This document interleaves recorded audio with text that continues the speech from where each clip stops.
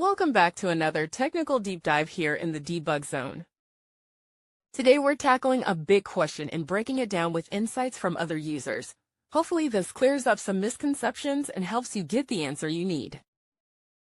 So buckle up, stay a little curious, and let's jump right in.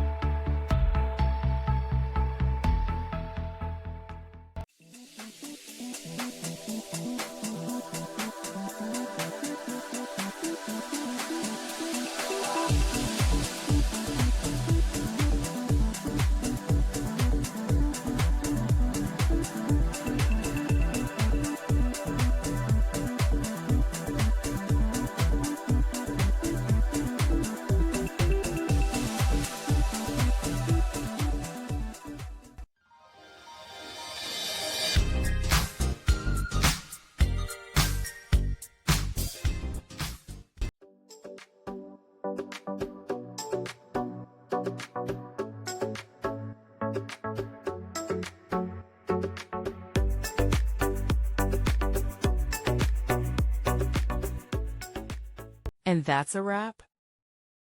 I hope you found the answer you were looking for. If you did, take a second to hit that subscribe button. It really helps out.